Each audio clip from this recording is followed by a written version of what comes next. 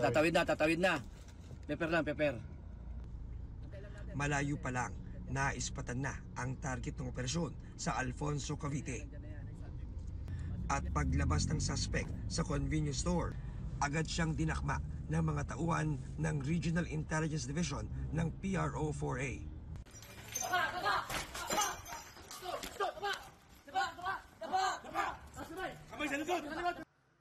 Ayon sa Calabarzon Police, 2022 nang mag-post online ang anak ng inaresto ng larawan ng baril at granada.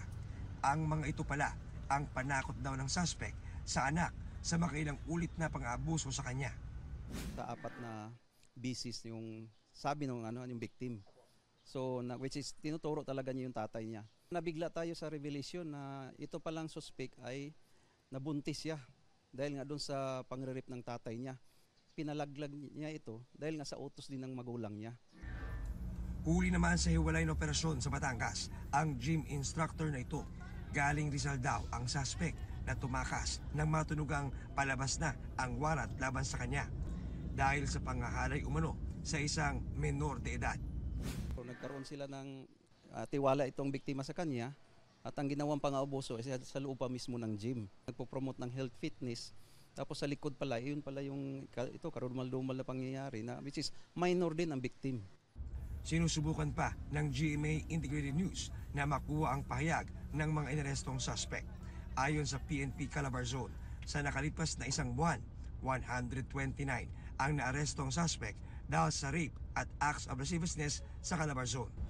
Tuloy-tuloy yung kampanya natin dito, no? Kahit ba matapos itong March na ito na diniklarang Women's Month. Magkakandak din tayo ng counseling, no?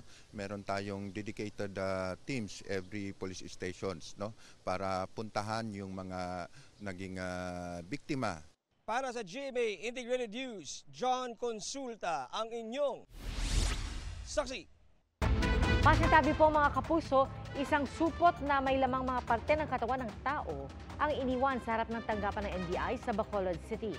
Nakasilid sa plastic sa loob ng isang paper bag ang isang kamay, paa at pares ng tenga.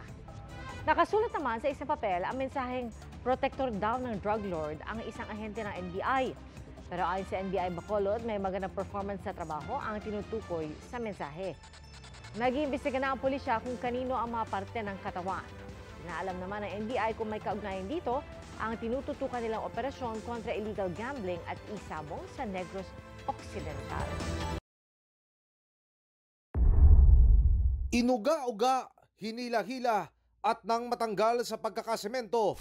Maya-maya'y tinawag na ng lalaking ito ang kanyang kasabwat upang bitbitin ang kiosk na ito sa Pasig City. Ayon sa Pasig Police, ang pinag-interesan ng dalawang suspect, isang mobile payment machine na mistulang ATM na may lamang pera.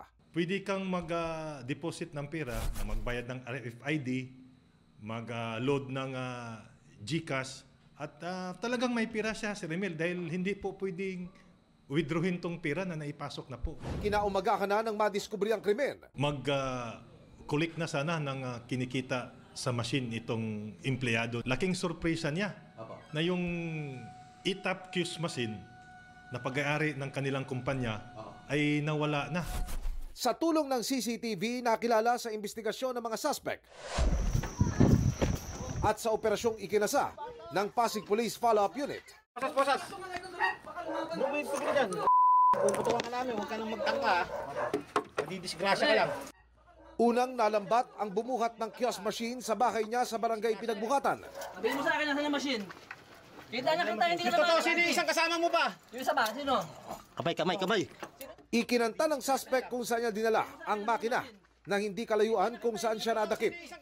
Sino nga isa? Nasaan yung machine? Ito yung machine. Recover. Pero ang hinahanap na makina, wasak na pala. At ang laman na nasa 30,000 pesos daw. Ang mga cash nito na nandun sa machine ay hindi na po natin na-recovered. Ba't nyo nagawa yun? Kasi gutom nga po, sir. Yung pera nasa? Bigay ko po sa mga kapitbahay ko po. Patawad na lang po kami ng complainant po namin. Pero ayon sa Pasig Police, hindi wastong dahilan ang gutom para gumawa ng krimen. Panawagan ng pulisya sa mga nag-ooperate ng mga kiosk machine. Tibayan natin para hindi po basta-bastang mabuhat or matanggal doon sa pinaglalagyan po. Parehong inaresto ang dalawang suspect na nakatakdang sampahan ng reklamong robbery. Para sa GMA Integrated News, Emil Sumangil, ang inyong saksi.